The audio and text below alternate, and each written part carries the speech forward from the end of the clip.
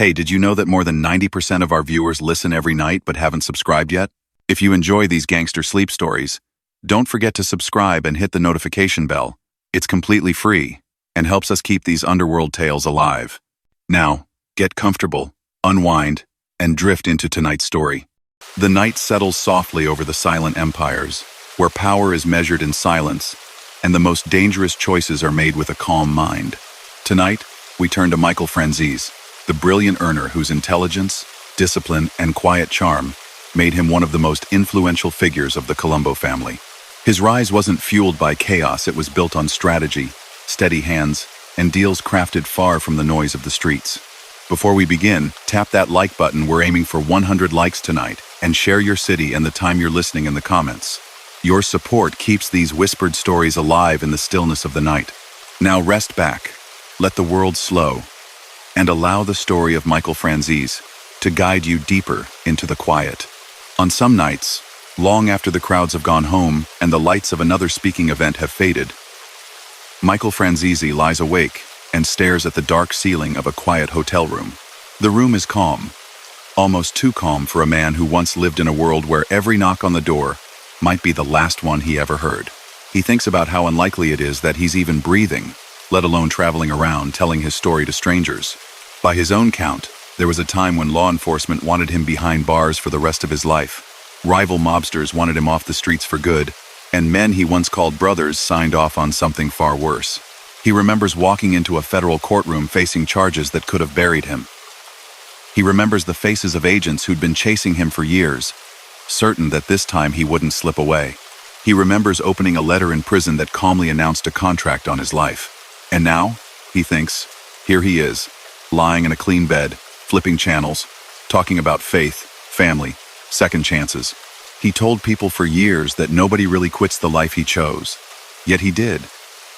Or at least, he survived walking away from it longer than anyone thought possible. But he wasn't born into a nightmare. It didn't start with prison jumpsuits or FBI photographs. It started with a little boy who adored his father, long before he understood what that man really was. Michael came into the world in Brooklyn, New York, in the early 1952, in a neighborhood where everybody knew everybody, and secrets were half whispered and half understood. His father, John "Sonny" Franzese, was a tall, sharp, quiet man who carried himself with the kind of confidence that made people step aside without being asked. To young Michael, he was simply Dad, the man who put food on the table, who could walk down the street and turn heads, who never seemed to be afraid of anyone. He remembers the smell of Sunday sauce in the kitchen, his mother moving between pot and stove, his siblings running around, and the way the house would change whenever his father came home. The energy shifted, voices lowered just a little. Friends and relatives treated Sonny with a respect that even a boy could sense went beyond normal admiration. No one ever sat in his chair at the table. No one ever spoke over him. Michael watched, listened, learned. As a child, he knew his father worked with people. The words underboss and Colombo Family and organized crime would come later. Back then, what he knew was that his father didn't punch a clock at a factory or wear a uniform like other fathers in the neighborhood, yet they never seemed to struggle for money. Clothes were neat, the house was orderly, and if his mom worried, she hid it behind a practiced smile. When Michael got a little older, whispers reached his ears. Kids at school would say things they'd overheard at their own dinner tables. "Your dad's a big shot," one boy told him.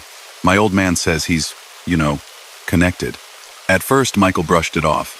All he really cared about was playing ball, running the streets with his friends, and making his parents proud.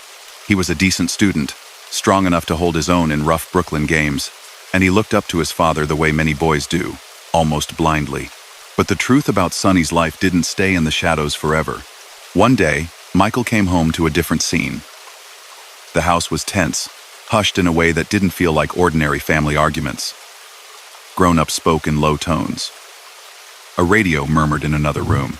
His mother's eyes were red, her posture rigid as she moved around the kitchen, gripping plates a little tighter than usual. He heard it in bits and pieces at first. His father had been arrested. There would be a trial. The word bank robbery floated through the air. The idea that his father might go away for a very long time rolled into his world slowly, then all at once. Court dates followed.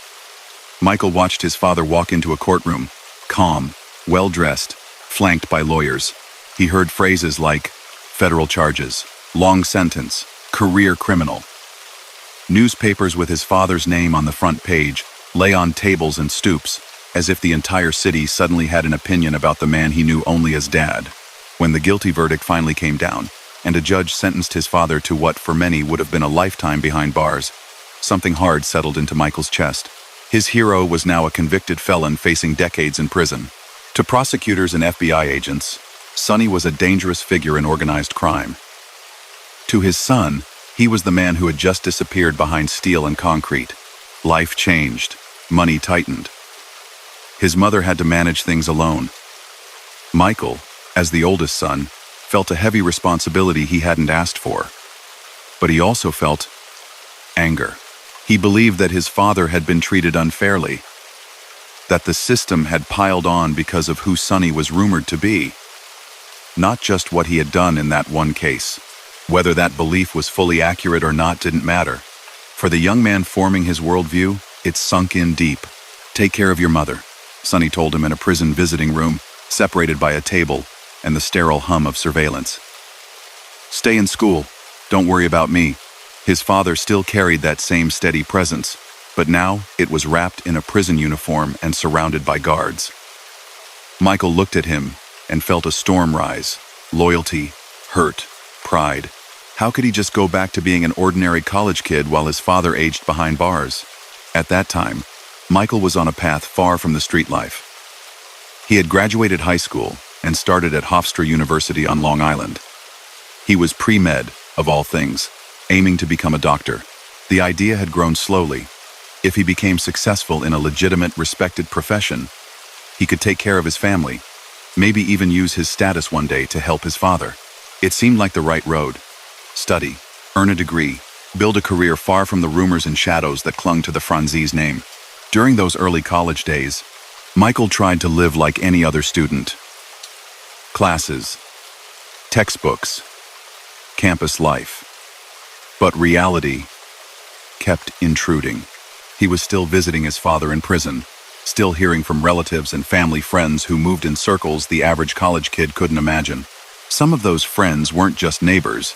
They were men in good suits who spoke softly, carried themselves with the same quiet authority as his father, and always seemed to know more than they said. The more he understood the underworld that surrounded his family name, the more he felt its pull. To many young men in those neighborhoods, organized crime promised respect, power, fast money, but for Michael it was different. It wasn't just temptation. It felt like legacy, like unfinished business. His father had risen high in that world. Now he was buried inside a prison. In Michael's mind, someone had to step in, earn, protect the family, and maybe, just maybe, help change what had happened to Sonny. As he moved toward his early 20s, that sense of duty grew stronger. His visits to Hofstra's campus started to feel like time spent in another universe. While other students were worried about exams and weekend plans, Michael's thoughts were on legal bills, family needs, and the men who visited his mother in the living room, checking in, offering help, and reminding her silently, but clearly that they knew who she was married to. One day, in a prison visiting room that smelled faintly of disinfectant and stale coffee, the conversation between father and son shifted. They had talked many times about school, about staying on a straight path, but this time, Michael pressed harder about what he saw as injustice. "They buried you, Dad," he said quietly, leaning across the table. "They made an example out of you. For what? Because of who you are. Not just what you did." Sonny studied him carefully. Despite the gray creeping into his hair, his eyes were sharp. "The life is what it is," he replied. "I knew the risk. You don't need to follow me into it." But Michael's mind was already turning in a different direction. "Maybe I can do something," he said. "Maybe I can help. You got no one out there really looking out for you the way you need. You know that." His father hesitated. In that pause lay decades of experience, countless closed-door meetings, and a lifetime of understanding how the life pulled people in and swallowed them. He had always told his son to stay out, but he also knew the reality. His name, his status, his absence, all weighed heavily on his family. The next steps didn't happen overnight. There were more visits, more talks, more signals between father and son that needed no words. Eventually, with reluctance but also a certain acceptance, Sonny gave his blessing for Michael to become more involved with the people and the structure that had defined his own life. That meant one thing. The young college student on a pre-med track was about to walk away from textbooks and classrooms and move toward the world his father inhabited, a world of secret meetings, coded language, and unwritten rules enforced by men who promised loyalty and demanded it in return. Leaving college wasn't an easy conversation at home. His mother had dreamed of seeing her son become a doctor, living safe and far from the dangers that had swallowed her husband. When Michael told her he was not going back to Hofstra, that he wanted to help the family in other ways, she argued, pleaded, cried. She knew what that decision meant in their world, even if no one said it directly. But the combination of financial pressure, emotional weight, and his own anger at the system had sunk too deep. He stepped out of the formal path toward medicine and stepped into something far less predictable. Through his father's long-established connections, Michael began spending more time around members of the Colombo Family, one of New York's major crime organizations. These weren't movie gangsters. They were real men, with real authority, sometimes soft-spoken, sometimes intense, always aware of who was watching. They ran businesses, both legitimate and illegitimate. They operated construction companies, trucking outfits, clubs, and more. Some of those ventures were clean. Others were fronts, or mixed in with schemes that bent or broke the law for profit. At first, Michael's role was as an associate, someone on the outside edge, learning, observing, following instructions. He ran errands. He sat in on conversations. He drove people to meetings. He listened to how deals were made, how disputes were settled. He learned the language of envelopes and percentages, of favors and obligations.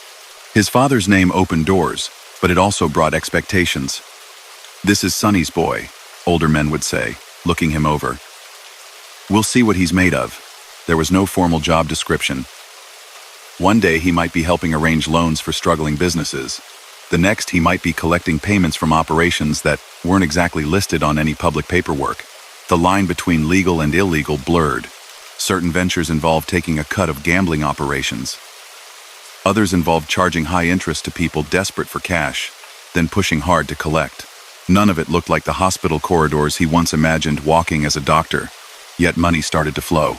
Respect followed. Doors that had been closed now opened with a handshake. Restaurant owners knew his face. Doormen nodded. Not because he was famous in any traditional sense, but because of who he was tied to and what that meant in their city. For a young man in his 20s, that kind of attention could be intoxicating. Inside, though, Michael still told himself he had a purpose. He wasn't simply chasing wealth or power. He was trying to become strong enough to be a factor in his father's world, to stand up to law enforcement pressure, to push back against what he saw as overreach. To do that, he needed to climb higher inside the organization. Climbing higher meant something very specific in that environment. It meant, eventually, taking an oath, a step that would bind him formally and permanently to the family his father had devoted his life to. It meant joining not as a fringe associate, but as a full member in a structure that called itself The Life, with a seriousness that bordered on religious. Before that day came, he had much more to learn. Who answered to whom? What territories and businesses were controlled by which crews? Which unions were influenced by which bosses? And how money really moved behind the scenes in New York's economy. The quieter operations, the kind the public barely noticed, would become the ones that defined his career and, years later, the ones that law enforcement would pursue relentlessly. He was no longer the boy sitting in a kitchen wondering why grown men treated his father with such caution. He was becoming part of the same world that had created and then caged the man he admired most. Taking step after step down a road that would bring him wealth, fear, indictments, and, eventually, a decision that almost nobody in that life ever made and survived. The early mornings came first. Not glamorous nights in expensive clubs, not giant stacks of money, just cold dawn hours in half-empty diners and on street corners where deals had to be finished before the city fully woke up. Michael would slide into a booth across from an older man with a soft voice and hard eyes. Coffee would arrive. Sometimes they talked about sports or family first, as if it was an ordinary breakfast. Then, between zips, came business. "You'll go see this guy," the older man would say, placing a small folded paper on the table. "He's behind. Don't leave until you straighten it out." The guy might be a small bookmaker, or someone who had borrowed money at a steep rate and now couldn't keep up. On paper, it was just collecting a debt. In reality, it was part of a much bigger machine. The sums weren't always huge, but the point was control. People needed to understand that agreements made with the family weren't optional. Michael learned to walk into those meetings calm and controlled. He dressed well, spoke quietly, never rushed. The threat didn't come from raised voices or wild behavior. It came from the knowledge, shared by everyone in that room, of who stood behind him. Most of the time, that was enough. Debtors found a way to pay. Bookmakers adjusted their numbers. Deals were honored. Occasionally, someone pushed back. Those moments tested him.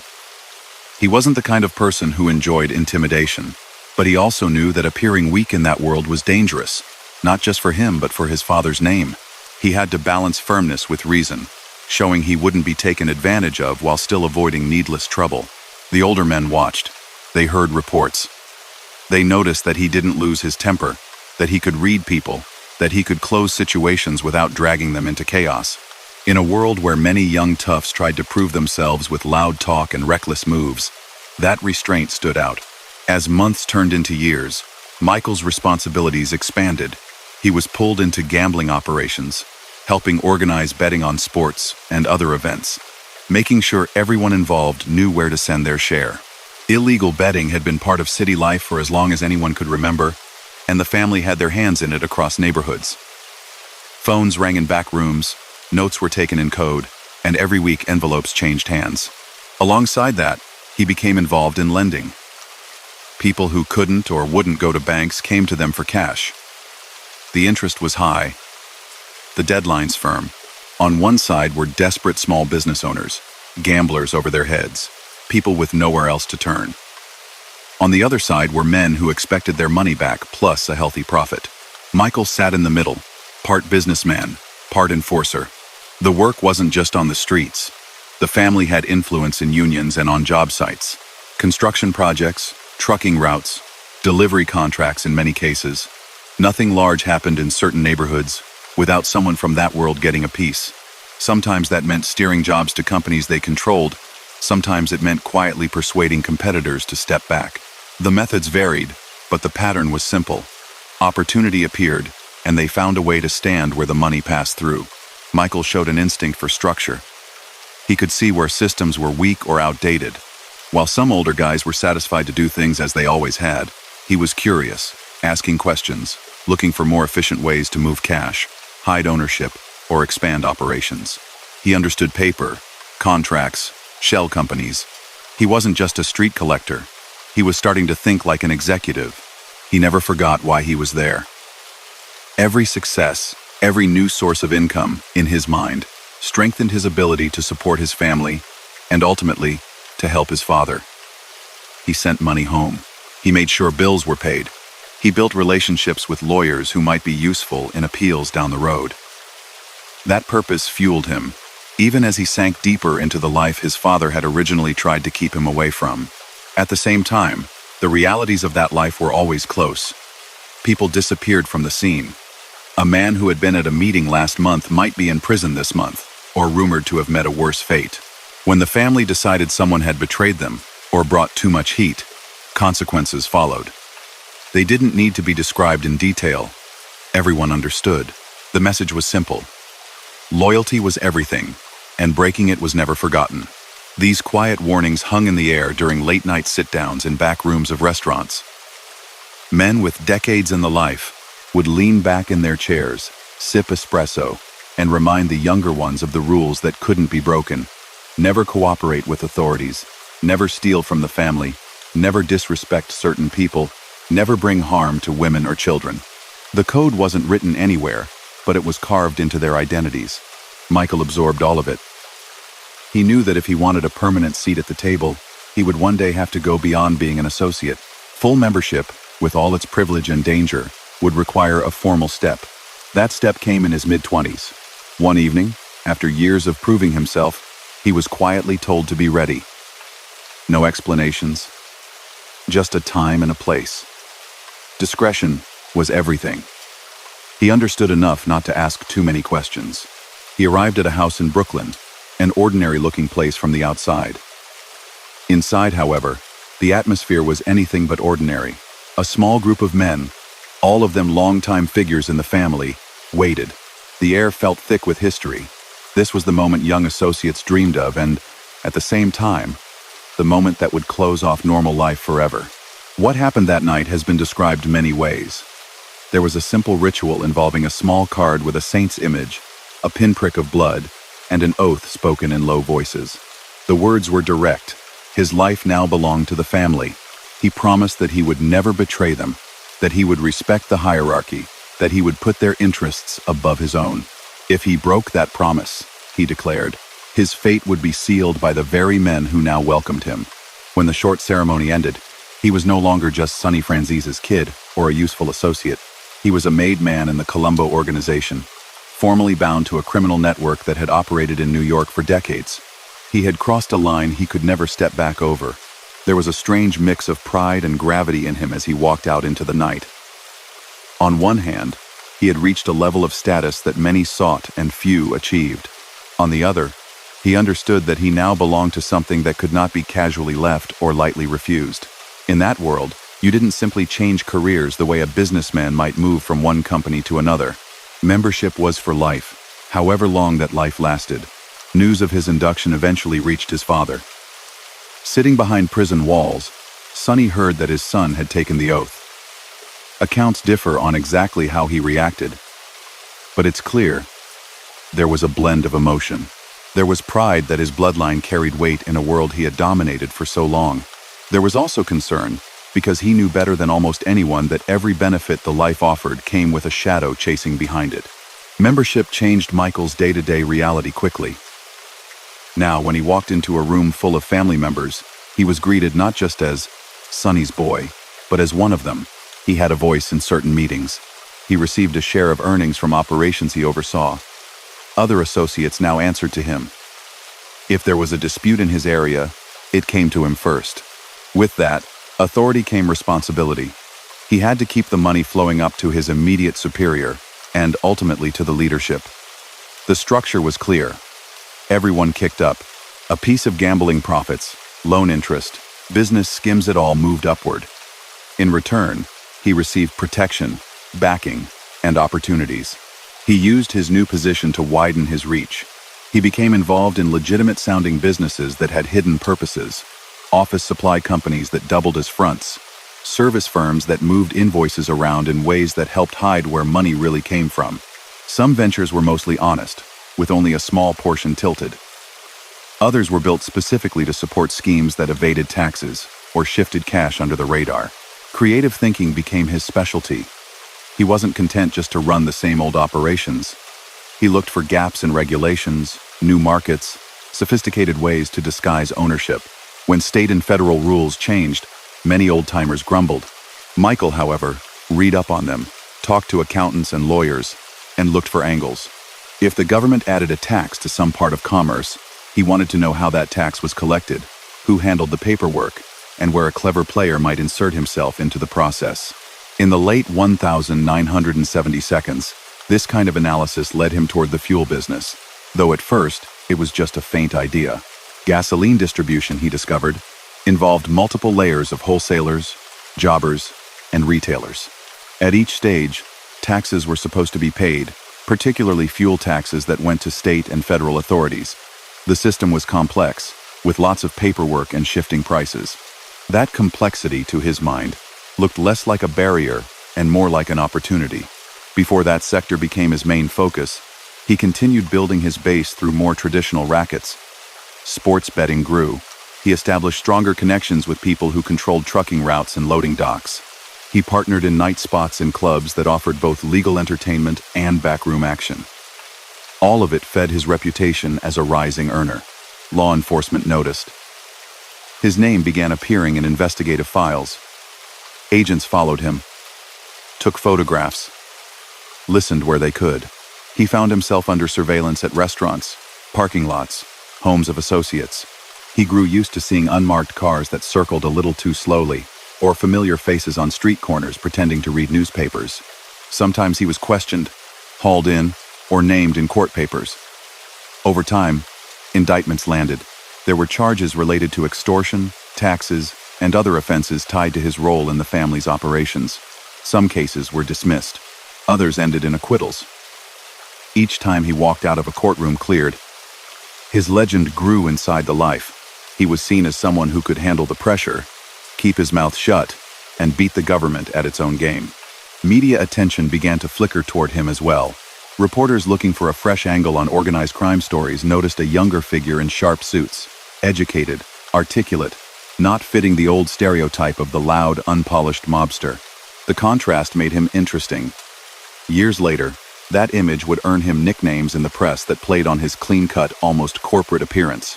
But beneath the headlines and courtroom drama, the pattern stayed the same.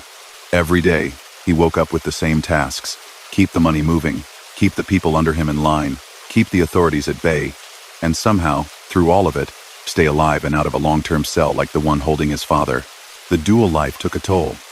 To the outside world, especially those who didn't know his background, he could appear as a successful young businessman involved in fuel, entertainment, and other ventures. To insiders, he was a trusted member of a powerful crime family, entrusted with serious responsibilities. Balancing those two faces required constant vigilance. There were family dinners, birthdays, moments with his mother and siblings where he tried to act like any other son or brother. Yet even in those peaceful settings, phones might buzz with urgent calls. A dispute might flare up, a deal might crack, a problem with authorities might surface. He was always half in another world, thinking about meetings, collections, percentages. He rarely slept deeply. In his world, people were arrested in early morning raids. Doors came off hinges at dawn. Night was for business. Morning was for worry. Still, as the 70s ended and the 80s approached, it seemed to him that he was on an unstoppable climb. The family trusted his earning power. He was making more money than he had ever imagined. Plans for expanding into the gasoline market, entertainment projects, and other ventures were forming. What he couldn't see yet were the storm clouds building just beyond the horizon. More aggressive federal laws, task forces aimed specifically at taking down men like him, and a series of choices that would eventually push him to the edge of what any man can endure in a life built on crime, loyalty, and secrets. It started, in his memory, with a stack of documents and a question nobody on the street had bothered to ask. In a small office that smelled of paper and stale coffee, Michael sat with a businessman who handled fuel distribution. On the table lay invoices, tax forms, and charts showing how gasoline moved from refineries to drivers' tanks. Most people saw numbers and lines. Michael saw angles. "Look at this," the man said, tapping a sheet. "Every time that fuel moves, the government wants a cut. State tax, federal tax. It's built into the price." "Who actually writes the check?" Michael asked. "Depends," the man replied. "The tax is supposed to be passed along at different stages. Wholesalers, distributors. It gets messy." Messy, in the world he knew, often meant exploitable. The more complicated a system, the easier it could be bent for someone willing to take the risk. He left that meeting thinking about trucks and pumps, not in terms of gas, but in terms of dollars. Fuel moved non-stop, day after day. If someone could quietly interfere with the way taxes were collected on that river of product, the result could be staggering. Over the next months, he met with accountants, lawyers, and people who already operated in the gasoline trade. They explained how distributors were meant to collect taxes and send them to the state and federal agencies. They described licenses, resale certificates, wholesale pricing. To them, it was dry compliance. To him, it was a roadmap.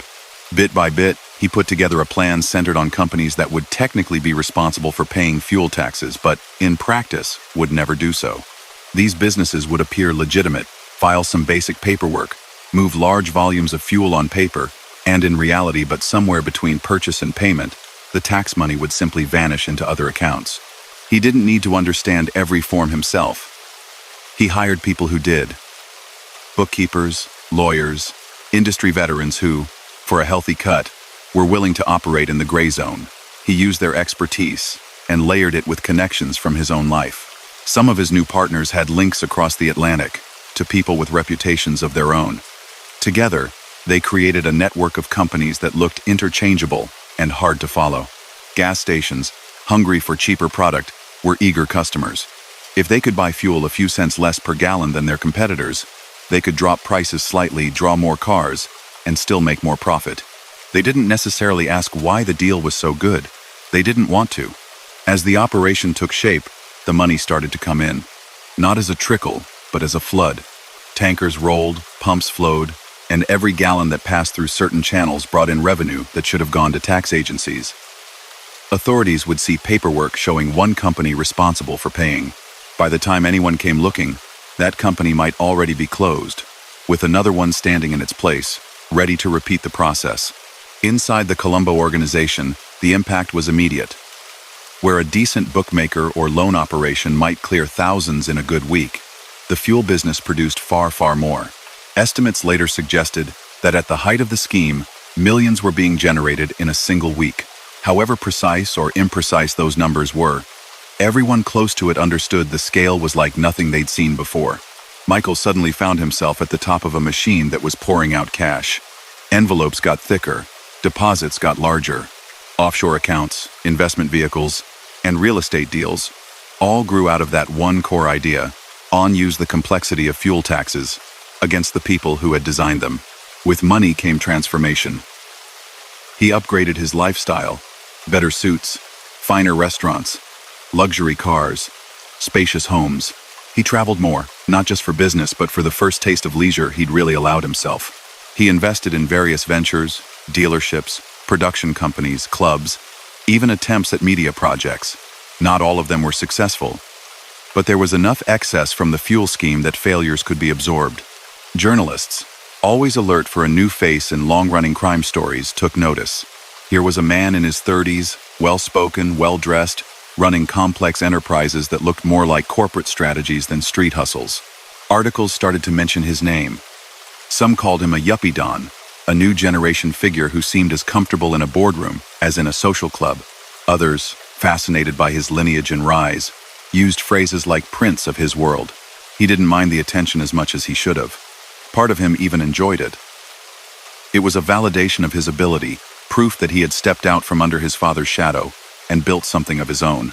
When financial magazines wrote lists of powerful underworld figures and included him near the top, it felt like a twisted kind of business, ranking the kind of list he might have aimed for in the corporate world, only under very different rules.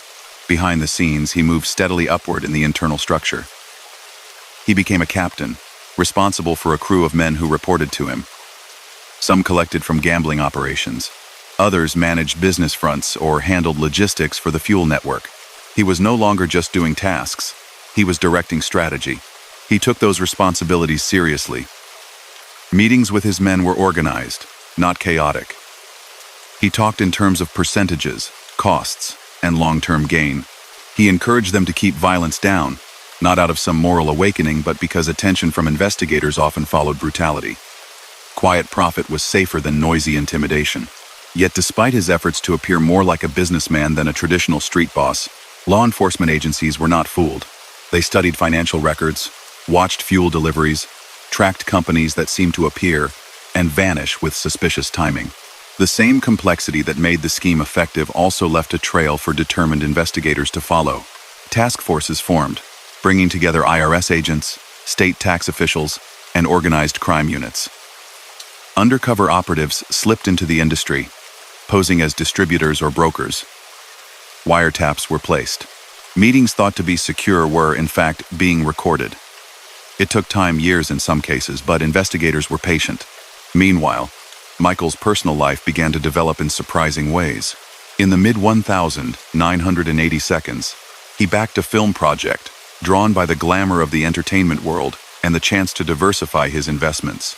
On the set in Florida, he met a young dancer working on the production. Her name was Camille.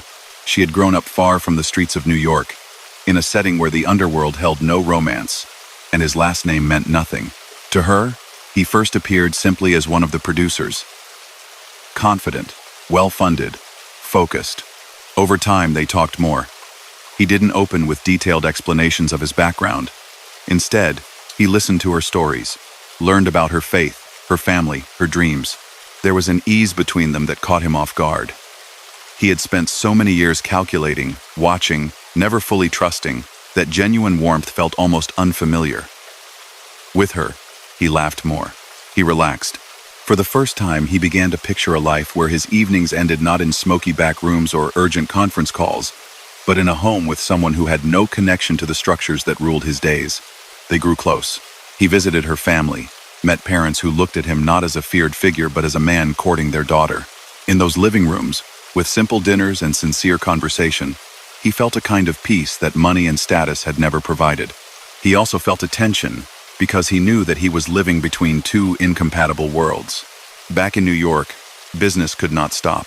The fuel scheme demanded constant management, new companies to form, new accounts to open, new associates to supervise. If authorities shut down one path, another had to be opened.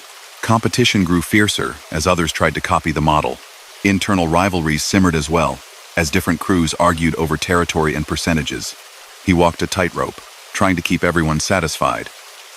His bosses, his crew, his partners in the fuel industry, and the woman he was beginning to imagine a future with. It wasn't sustainable, but for a while he convinced himself he could manage it all.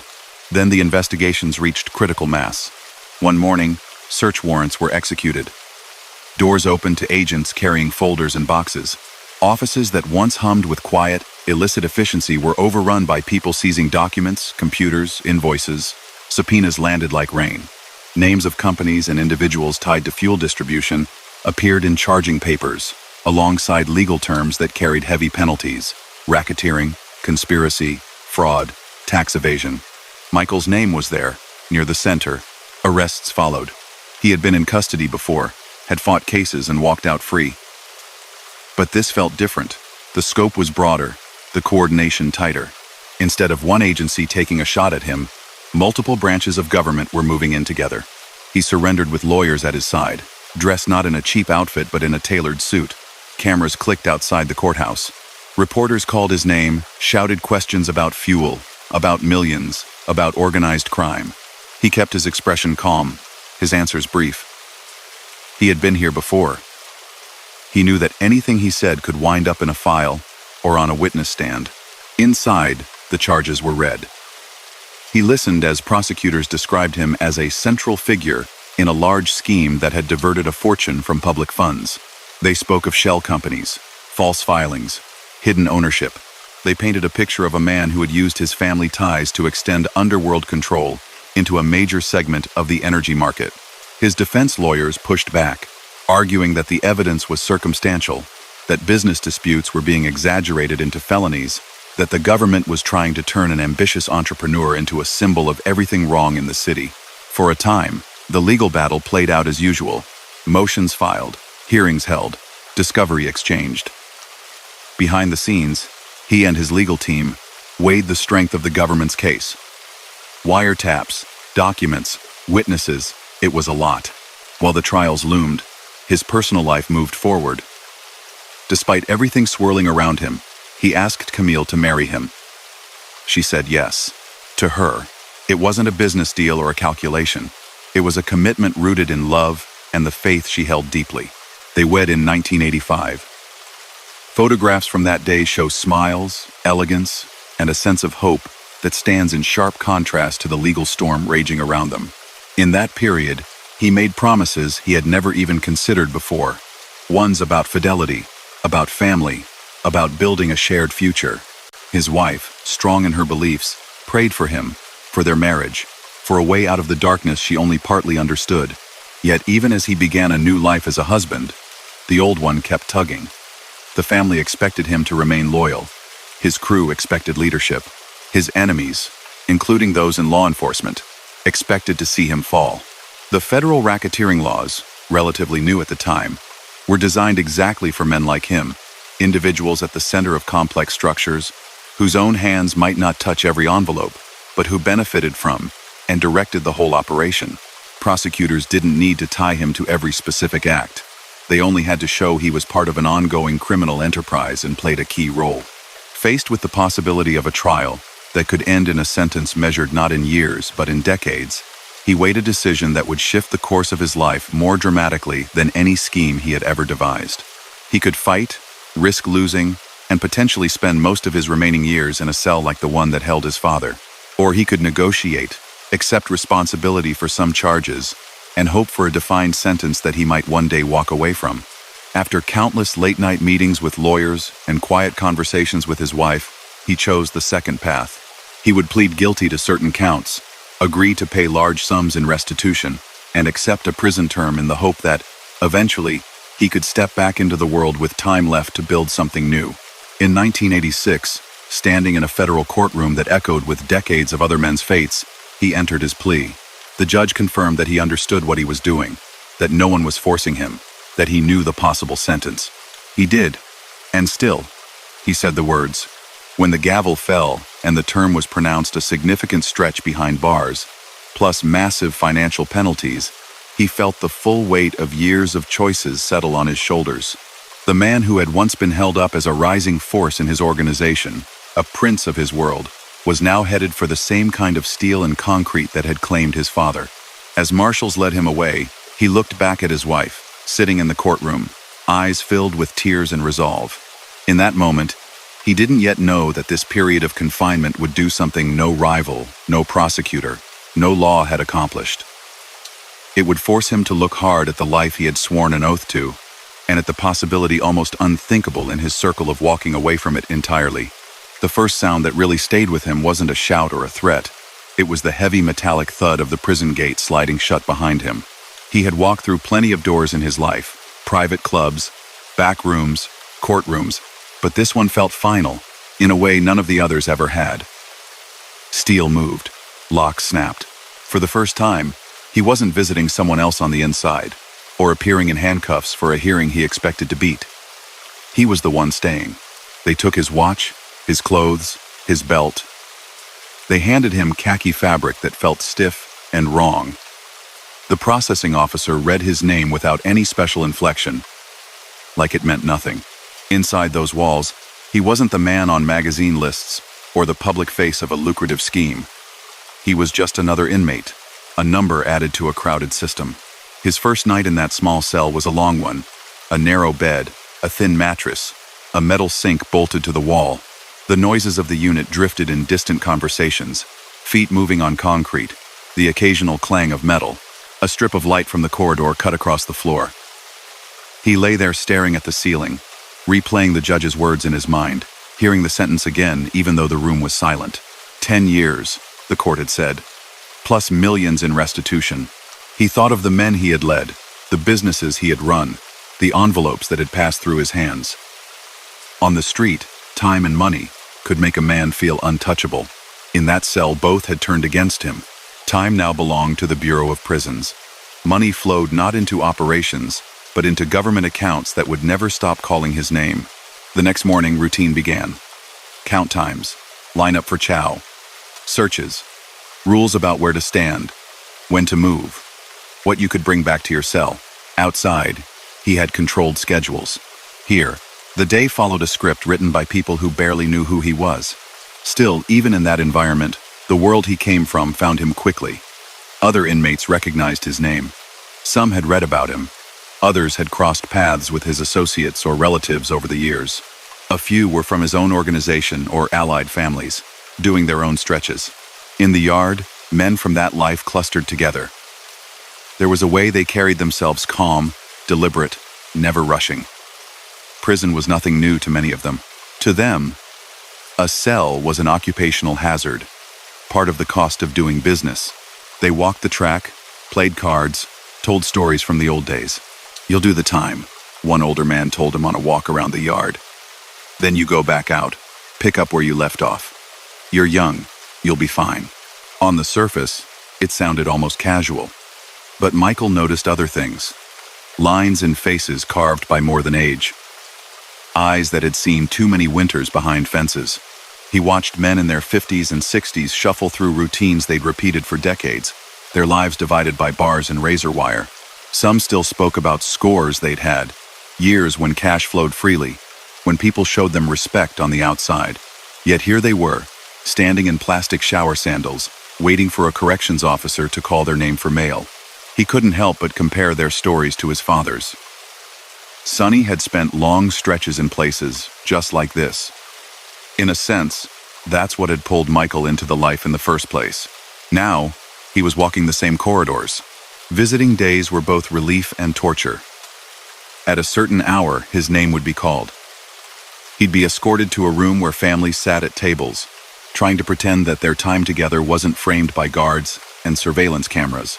When his wife walked in those first times, dressed neatly, eyes shining with a mixture of love and sadness, it almost took his breath away. She would sit opposite him, and for a moment they could pretend they were on a date somewhere, like normal couples. They talked about ordinary things, her work, friends back home, small changes in the world outside. But there was no ignoring the reality. At the end of every visit, she would stand, eyes moist, holding on to him as long as the rules allowed. Then he would walk back through locked doors to his cell, while she stepped out into the free air alone. She brought more than conversation, though. She brought a quiet conviction that his life didn't have to keep following the same script. From the early days of their relationship, she had been honest about her faith. She believed in God, in redemption, in the possibility that a person's story could change in ways that defied expectations. At first, he respected it but kept it at arm's length. In his world, loyalty to the family and survival on the street felt more real than anything in a book. Now, sitting in that cell at night, he had time, endless time to think. One afternoon during a visit, she slid a book across the table toward him. A Bible, plain cover, no decoration. "Read it," she said softly. "Just see for yourself." He shrugged at first. He had plenty of reading material, legal papers, transcripts, newspapers, and he was used to relying on his own brains, not on something written centuries ago. But the nights were long. Curiosity won out. He started in small pieces, a chapter here or there. Stories he had heard of but never taken seriously.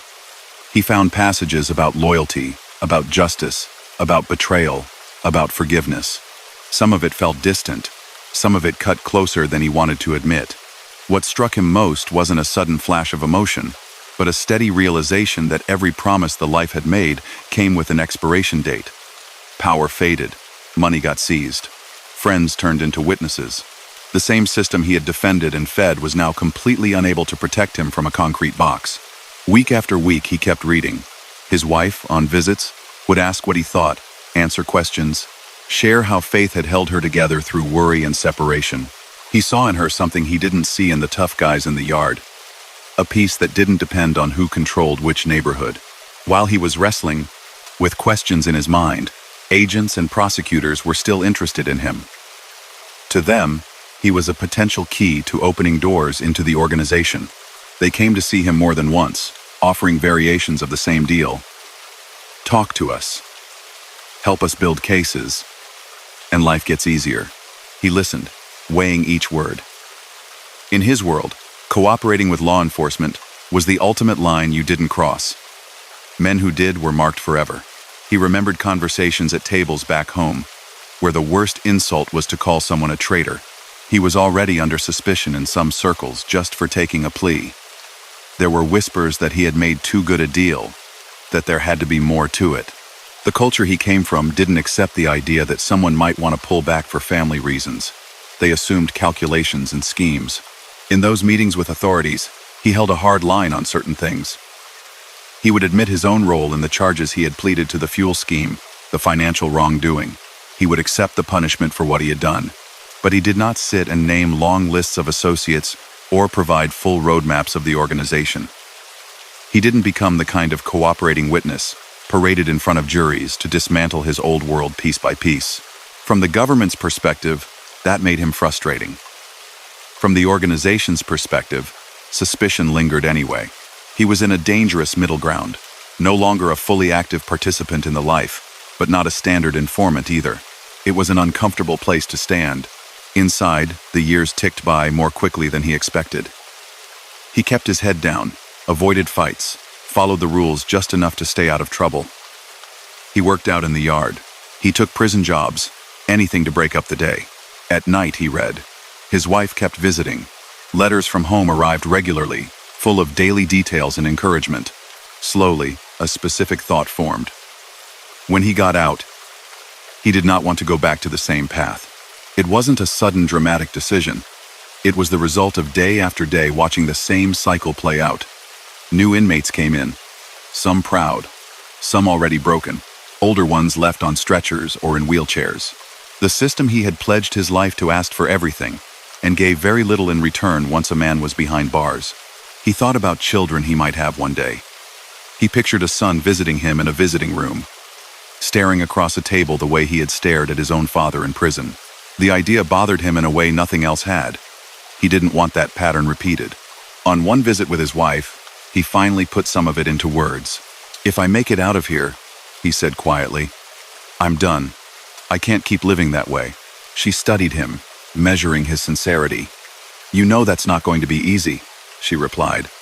"They're not going to just shake your hand and let you walk away." "I know," he said. "But this," he gestured around at the room, the guards, the other inmates. "This isn't living either." As his release date drew nearer, talk about that decision spread into circles where every choice was analyzed. There were men inside and out who didn't like what they were hearing. To them, walking away from the life, even without testifying, was a kind of betrayal in itself. Loyalty, in their view, wasn't conditional. He also had to face another conversation he had been dreading, telling his father. Sonny had spent much of his own life locked up, still maintaining his identity as a figure in the organization. To him, prison time didn't erase who you were.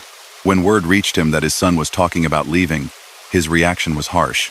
Much later, Michael would recount how painful those exchanges were. Letters, calls, moments with his father that had always been built on respect and shared understanding now turned cold.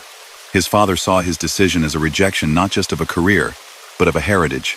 The distance between them widened. It weighed on him. The man whose shadow he had chased for so long now looked at him with anger. It would have been easier in some ways to just go back, to reassure everyone that nothing had changed, that he would resume his role exactly where he left off. But every time he considered that, he pictured that cell, the steel door closing, the night staring at the ceiling, the toll it took on his mother, his wife, his siblings. He thought about the verses he had read about choosing a narrow path, about where loyalty should ultimately lie. His attorneys brought a sliver of unexpected hope.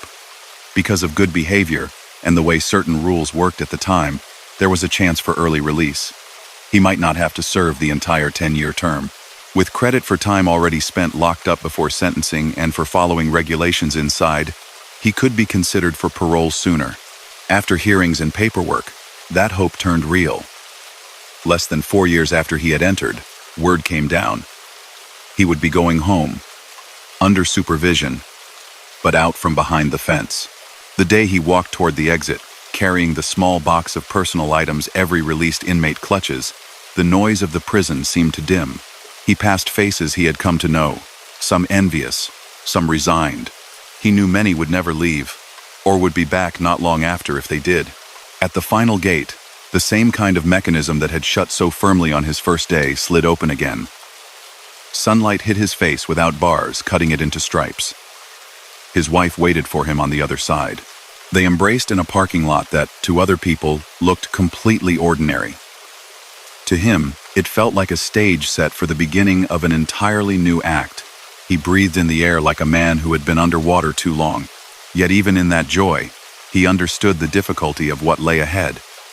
He wasn't just dealing with parole officers and conditions. He was stepping into a new role that almost no one in his old circles believed could exist. A former made man who intended not to testify against his old associates, but also not to serve them anymore. Soon, he and his wife packed up and left New York behind, heading across the country to California. The move wasn't just about climate or scenery. It was an attempt to put physical distance between themselves and a world that didn't appreciate half measures. As they drove west, mile after mile, through states where nobody knew his face or his name, He stared out at the changing landscape and tried to picture what legitimate life would look like. Business done above board. Days not run by urgent calls about collections or legal crises. Nights spent at home instead of in clubs or back rooms. The decision he had made inside those prison walls to turn his back on a life that had defined him and to trust that God could write something different was about to be tested outside, where temptations, pressures, and old expectations would push back harder than ever. When the car finally rolled into Southern California, he felt as if he had landed on another planet. The sky seemed wider, the air softer. Palm trees lined streets where nobody knew his history. Neighbors walked dogs, pushed strollers, watered lawns. No one stepped aside when he passed. No one whispered his name. For the first time since his teens, he could walk into a grocery store and be just another man buying milk. He and his wife found a modest place to live near the coast. It wasn't a mansion, but it was theirs. He would stand on the balcony at night, listening to the ocean muffled in the distance, feeling the strangeness of freedom after years of metal doors and scheduled counts. Yet his new life began with rules. Parole officers laid it out plainly. Regular check-ins, restrictions on travel, no contact with known felons or anyone tied to organized crime, complete transparency about his business dealings. He signed papers acknowledging everything. He had been around the system long enough to know they weren't suggestions. He kept meetings with his parole officer, dressed neatly, punctual. He spoke calmly, answered questions, submitted to searches. On the surface, it looked like a classic success story. High-profile offender comes out, moves away, tries to live clean. He did more than try. He started legitimate ventures designed from the ground up to avoid any taint from his former circle. He put money into a sports marketing company, backing up and coming athletes, arranging promotions. He got involved in video distribution, selling aerobics tapes, motivational programs, harmless entertainment. He considered real estate and licensed merchandise. Old instincts helped him. He knew how to read people, how to negotiate, how to spot profitable opportunities. But he was determined this time to stay within the law. Contracts were reviewed by attorneys, taxes filed by accountants. He sat in real boardrooms, not back rooms, talking about advertising budgets instead of street collections. His wife watched him closely. She had seen promises before, seen men swear they'd change and then slide back into old habits. But day after day, he came home to her, and not to late-night card games. He joined her at church services, sitting quietly in the pew, listening more than speaking. The Bible she had handed him in prison now sat open on their table. For a while, it almost felt ordinary. They went to dinner, took walks along the pier, planned for children. His income, although nowhere near the tidal wave of cash from the fuel schemes, was honest. When checks came in, there were no quiet side arrangements, no envelopes to be divided. Still, the past didn't vanish. Calls occasionally came from New York, from old associates who had heard he was out. "You're on the West Coast now," one said over the phone. "We can open things up out there. Plenty of room. We'll send people. You can run the show." He knew what that meant. A new crew, new schemes, fresh links back into the structure he was trying to leave. The offer came with both nostalgia and danger. That part of him that had enjoyed influence and rapid earnings tugged at him. He turned them down, politely at first, then more firmly. "I'm done," he repeated. "I've got my own thing going. I'm not doing that anymore." Some callers laughed it off, others didn't. Word of his stance traveled back through channels where loyalty was measured in absolutes. To old comrades, especially older figures who had spent decades in and out of cells, his refusals sounded like betrayal.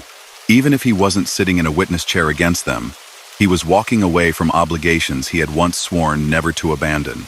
Most painful of all was his father's reaction.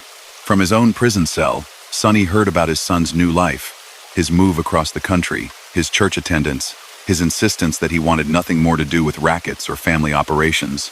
For a man who had given his entire adulthood to that underworld structure and who wore its code like armor, his son's choice cut deeply. Conversations between them grew rare and tense. Comments were made that stung. In some accounts, Michael would later recall his father saying, in effect, that if he wasn't going to live by the old code, he was no son of his. Whether the exact wording varied over time, the message was clear.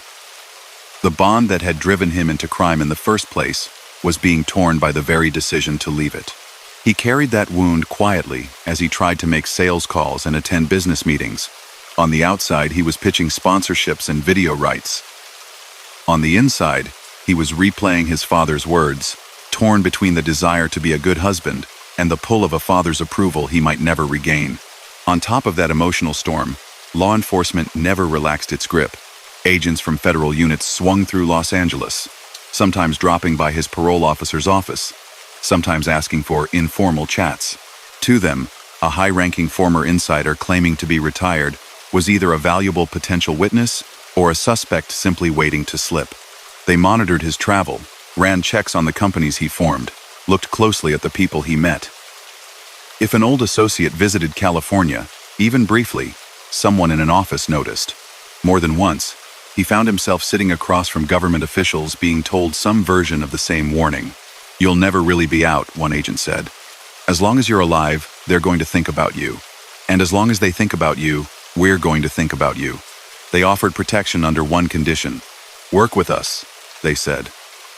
"Tell us how things operate. Testify when needed. We can relocate you, change your identity, give you a new start. Without that, you're on your own." He listened, polite but firm. He repeated that he was not going to sit in court pointing at men he had once done business with. He had made his choice to walk away, but he would carry responsibility for his own actions, not everyone else's. From the government's perspective, that kept him on the wrong side. From his old world's perspective, his distance and new lifestyle looked suspicious anyway. He had chosen a path where no one fully trusted him. The strain built quietly. On the business front, not every venture succeeded. He made some poor investments. Deals fell through. People who had been thrilled to meet the famous ex-mob guy faded away when quick money didn't materialize. The honest marketplace was unromantic and unforgiving. Then came the second collapse. Around the early 90s, federal authorities moved again. They said he had violated parole conditions, alleging undisclosed business ties and contacts with people he shouldn't have seen. They looked into one of his companies and said deals had crossed legal boundaries, that he had misrepresented details to investors, that his ownership in certain ventures wasn't as transparent as required. From his point of view, he argued he had been trying to do things right, that the business complications were being twisted into crimes because of his name. Prosecutors, on the other hand, saw a familiar pattern. A man with a long record of manipulating systems now operating in new sectors. Whether some counts were parole violations, fresh charges, or a mix, the result was the same. He found himself back in front of a judge, hearing sentencing language again. It wasn't as long as the first term, but it was significant enough to slam shut the door on his fragile new routine. This time, his return to federal custody carried an added layer of danger. While he had been running video companies and going to church, things back east had not stood still. Law enforcement crackdowns had intensified. High-ranking figures had been indicted, some convicted. Internal wars had flared in his old crime family and others, leaving deep grudges and unsettled scores. On top of that, his public stance about walking away, combined with media attention, had put a target on him. In that culture, someone leaving openly appearing on television, speaking about faith, talking about change, was seen by some as a threat, even if he never sat in a witness box. Before his second sentence really began, agents called him in again, this time not to offer a deal, but to deliver information. "We're telling you straight," one senior official said. "Intelligence on the street is that contracts have been discussed on your name. You're not just another former guy. There are people who would be happy to see you gone." He was used to risk. He had lived for years knowing that a bad meeting, a wrong step, or a stray bullet could end his story. But hearing it framed while wearing prison khaki, without the freedom to move, hit differently. Because of those threats, the Bureau didn't treat him like a regular inmate. They considered placing him in a general population unit and rejected the idea. Instead, they chose something that was supposed to be protective, but came with its own cost. Extreme isolation. He was transferred to a high-security facility and placed in a special housing unit, a form of solitary. The cell was small, the routines even more restrictive than normal prison life. For roughly 23 hours a day, he stayed in that space alone. An hour of recreation meant a caged area, often alone there too. Meals arrived through a slot. Human contact shrank to brief exchanges with guards, and rare, carefully controlled visits. The first weeks were the hardest. Noise echoed strangely in the block, distant voices, doors slamming, keys rattling. Day and night blurred. With no job, no yard conversations, no card games, time stretched until it almost lost meaning. He paced, counted tiles, did push-ups just to feel his body working. Solitary tests a person in ways most people never experience. Some men talk to themselves to keep their minds from unraveling. Others sleep as much as possible, trying to compress the time. Anger, regret, fear. All of it bounces around inside that small space with nowhere to go. He felt all of it. Some days he was furious at the system, at his past choices, at the people who still wanted revenge. Other days, he was overwhelmed by regret. He thought about his wife. Now out there again without him. Bearing questions from friends, handling bills, worrying constantly. He thought about children they might have, the clock ticking while he stared at walls. The Bible was with him again. In the first term, he had read it to pass time, to explore. In this second stretch, reading became something deeper.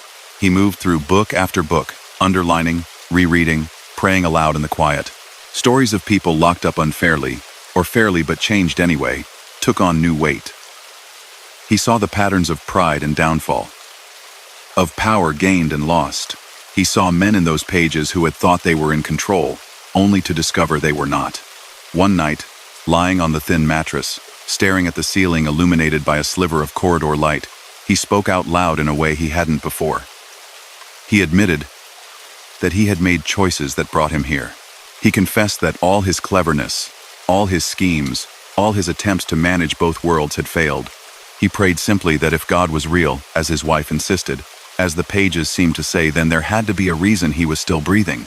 He shouldn't have survived his earlier years. Men who rose as fast as he did, and who left as publicly as he was trying to, rarely made old bones. Yet he was still alive. Locked up. Yes, but alive. I'm done writing my own script, he whispered. If there's a plan, show me.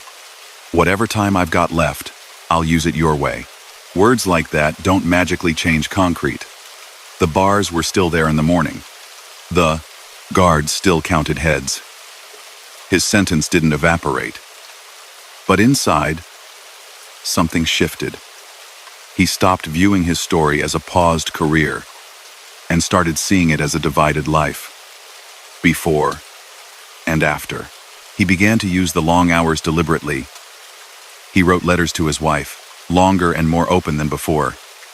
He apologized for the pain he had caused, not just in broad phrases, but in specifics. He shared verses that had struck him, thoughts about parenting if they were blessed with children, ideas for a future built on truth, not cover stories. He also started to outline what would eventually become books and talks. On prison notepads, in cramped handwriting, he detailed his journey from a Brooklyn kid idolizing his father to a high-earning figure in organized crime, to a man eating alone in a cell whose constant companion was a Bible. He didn't know if anyone would ever read those notes, but writing them clarified in his own mind what had happened and why he could never go back. Occasionally, word filtered into the unit about new arrests back east, new trials, new headlines. Names he knew appeared in news clippings that sometimes made their way inside. Some had flipped and were sitting on witness stands. Others had been convicted and were now scattered among different federal institutions. Whatever power structures he remembered from his peak years were being broken up, reorganized, or buried in case files. Still, at intervals, officials came to see him again, making sure he understood both the danger and their standing offer. You could help us, they reminded him. You know where the bodies are buried, figuratively speaking. You know financial trails, meeting spots, leadership. You still have value to us. He answered the same way every time.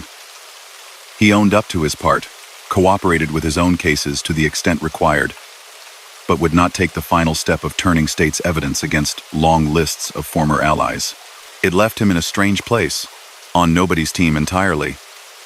But by then, he wasn't trying to be on anyone's team but his family's and, as he understood it, God's. The months in isolation piled up, not a few weeks, but years in that special unit. He watched younger men crumble under the weight of it. He felt himself approach that edge more than once, only to pull back by diving into pages or dropping to his knees on the cold floor. In that silence, stripped of reputation, money, power, even ordinary social contact, he committed to something most people around him considered impossible. If he ever walked out, he would remain free not just physically, but from that old world completely, even if it meant always looking over his shoulder. Release would not come quickly, but as the calendar finally began to turn toward that possibility, the man planning to step through the gate this time was different from the one who had driven west with business plans and leftover pride. The next chapter waiting beyond those walls would not be about building secret schemes, but about telling the truth, a choice that would bring its own risks and its own kind of peace. When the door rolled open the second time and he stepped back into open air, it felt less like escape and more like being delivered. He walked through the release process with the calm of someone who knew exactly how fragile freedom could be. No loud celebration, no big entourage. Just a worn duffel bag, some papers, and a woman waiting for him who had held on through years of visits, letters, and late-night prayers. His wife's arms closed around him in the parking lot. For a long moment they said nothing. The world moved around them, cars starting, a guard lighting a cigarette, a truck rattling by on the highway, but he hardly heard it. After so much time in a concrete box, the simple warmth of her shoulder against his cheek was almost overwhelming. On the drive back to California, the landscape slid past the window. Fields, towns, long strips of desert highway. The first time he'd headed west, he'd brought business plans and a belief that he could manage both worlds on his own terms. This time, he carried almost no money, a reputation that scared some and angered others, and a quiet resolve that whatever happened next, he would not go back. Before they even reached home, the conditions were clear. Supervision again. Regular meetings with authorities. Restrictions on where he could go and who he could see. And, hanging over everything, warnings from law enforcement about threats that still lingered in the background. "You need to understand," one official had told him before release. "Some very dangerous men still feel betrayed by you.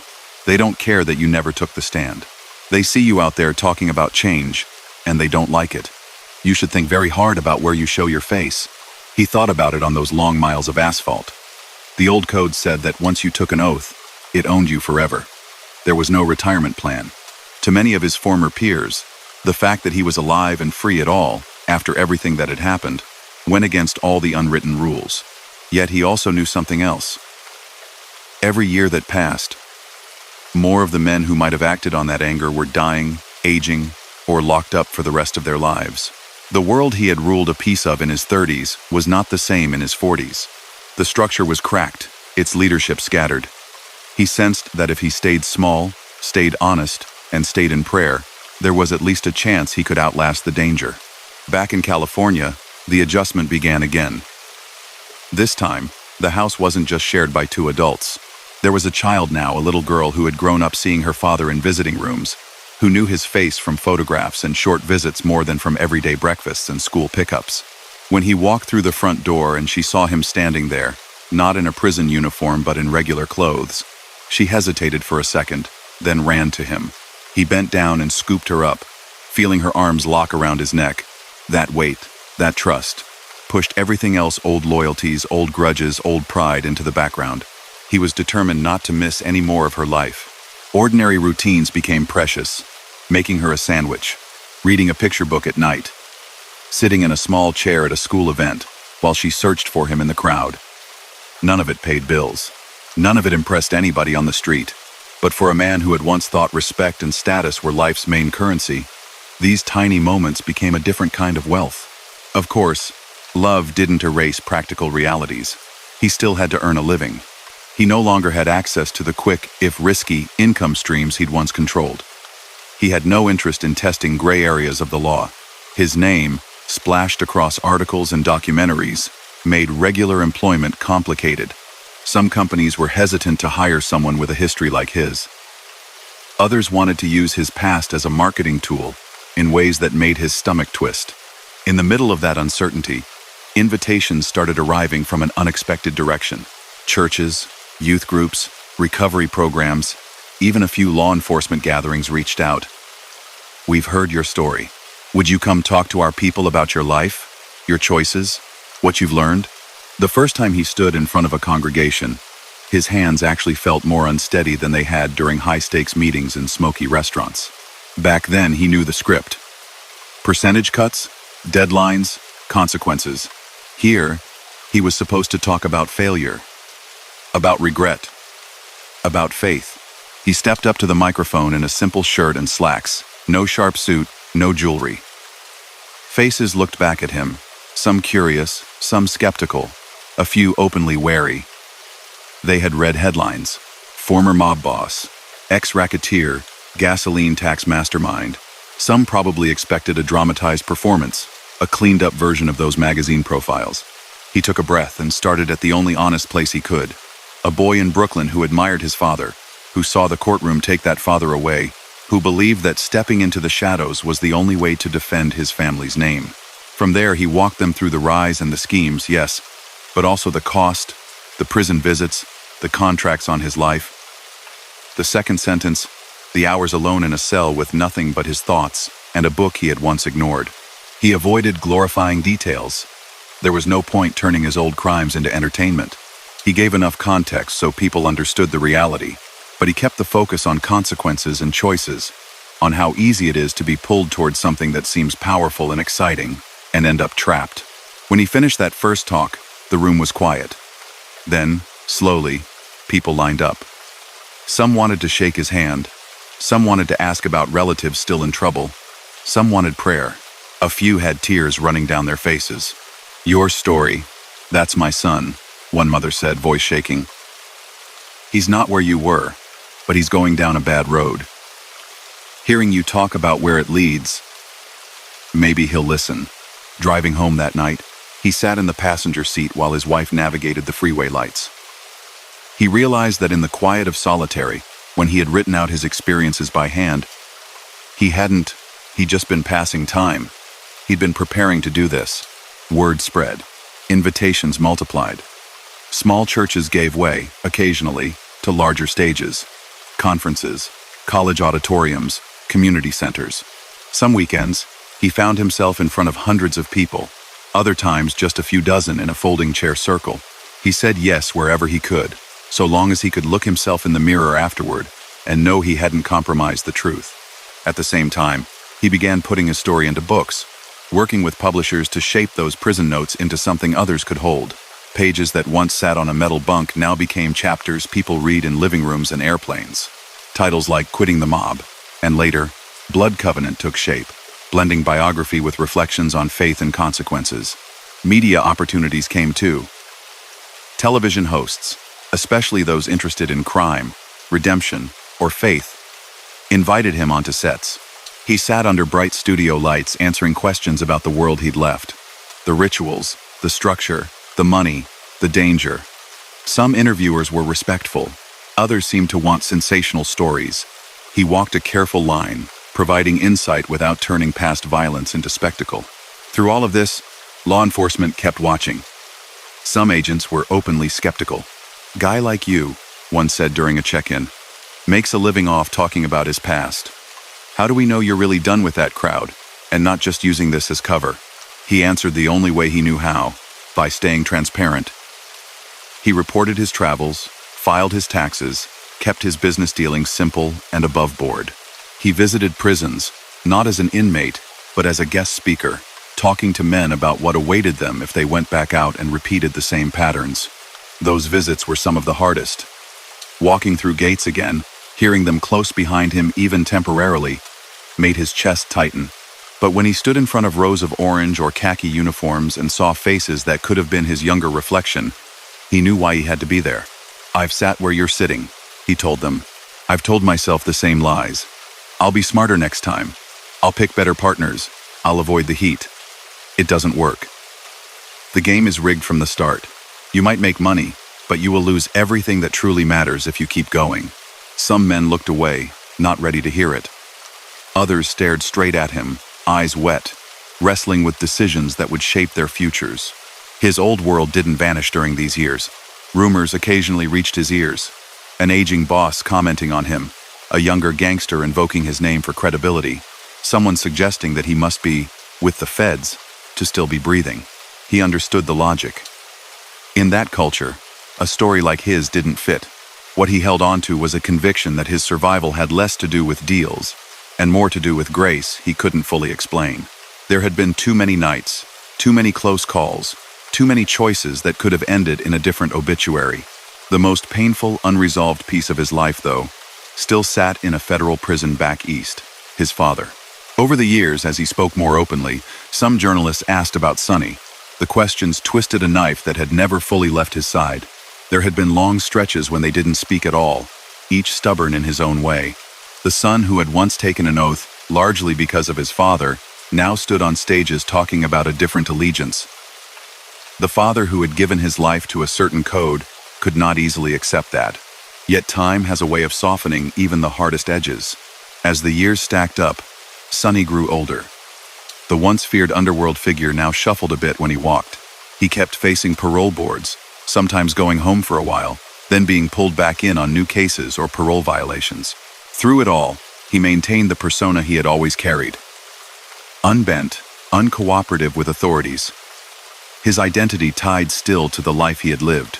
Eventually, communication between father and son resumed bit by bit. A call here, a note there. It wasn't some instant, tearful reconciliation. It was careful, cautious, layered with years of misunderstanding. In visits, when they happened, they spoke about family, about health, about grandchildren. The old disputes about loyalty and betrayal sat between them. But as birthdays passed and hair turned white, they began to matter a little less than the simple fact that blood is blood. Michael never pretended they saw the world the same way. He didn't expect his father to suddenly embrace the faith that now guided him, or to approve of every choice he had made, but he wanted peace before their time together ran out. Over the last stretch of Sonny's long life, he would live into his hundreds. Outlasting nearly all of his contemporaries, there were moments of that peace. Not a dramatic movie ending, perhaps, but something real. A father and son able to sit in the same space, talk without shouting, share memories that weren't all tied to crime. While that relationship slowly mended, his own home life grew busier. More children arrived. He changed diapers, helped with homework, went to recitals and games. He found himself on the sidelines of youth sports fields, surrounded by other parents who knew him mainly as so-and-so's dad, not as the man in those documentaries. At night, he often sat at a desk after the kids were in bed, answering emails from people who had seen him speak or read his books. Some were struggling with addiction. Others had family members in gangs. A few were former criminals themselves, recently out, and not sure how to live straight. He wrote back personally as often as he could, offering practical advice and spiritual encouragement. Stay busy with something honest, he'd say. Cut ties with people who pull you back. Find a church, a community, and don't lie to yourself about what you can handle. That's how it starts all over again. Years passed. The law enforcement pressure eased a little as new targets rose and new cases took center stage. He still avoided certain places and situations. He knew better than to stroll casually through old neighborhoods at odd hours. But the constant expectation of a bullet around every corner softened into a more general caution. Technology changed too. What started as in-person talks and TV appearances expanded into radio, then online platforms. Clips of his story began circulating on the internet. People on the other side of the world, who had never heard of the American underworld, watched and sent messages. He sat one day looking at a computer screen, reading a note from a teenager in another country who wrote, "Listening to you stopped me from joining some guys in my neighborhood who are doing bad things.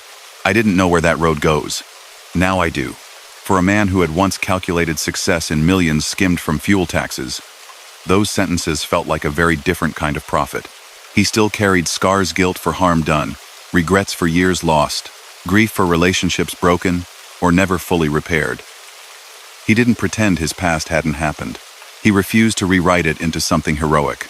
Instead, he told it plainly, again and again, hoping someone in every audience would hear their own reflection in the worst parts and make a different choice sooner than he had.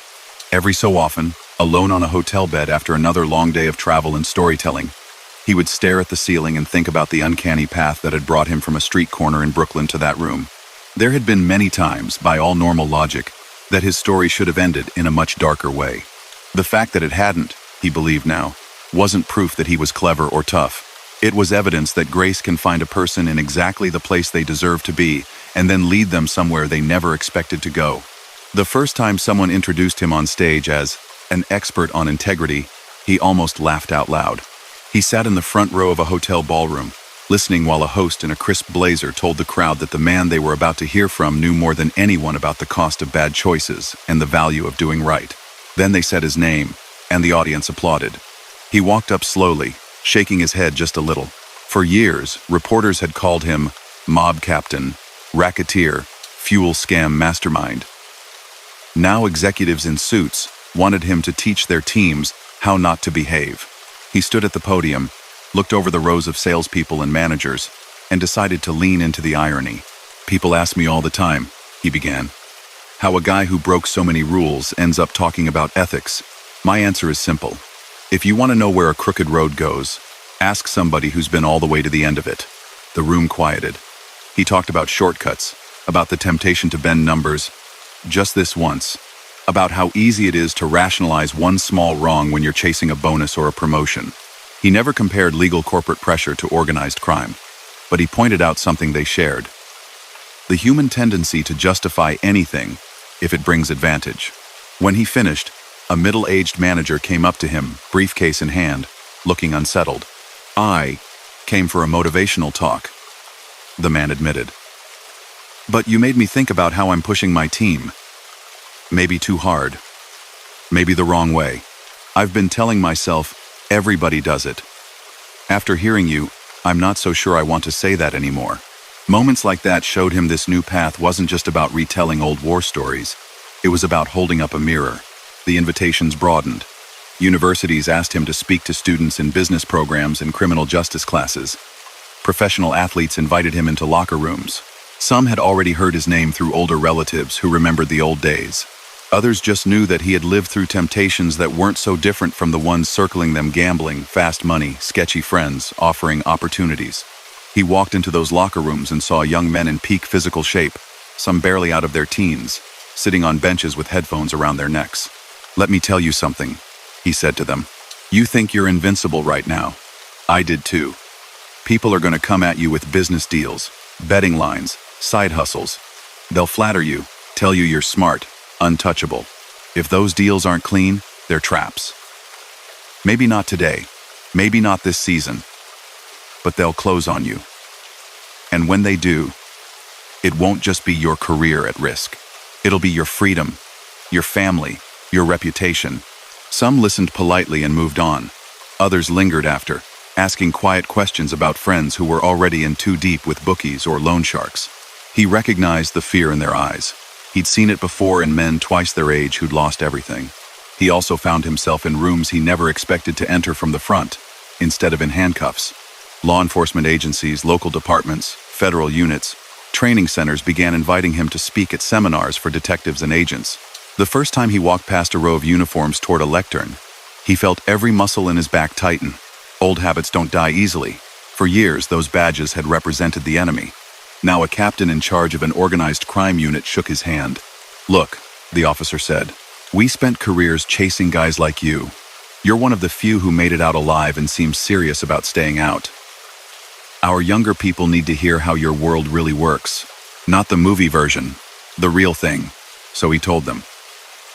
He explained the logic behind schemes, the psychology that kept low-level associates loyal, the way people in his former circle probed for weaknesses in regulations and human beings.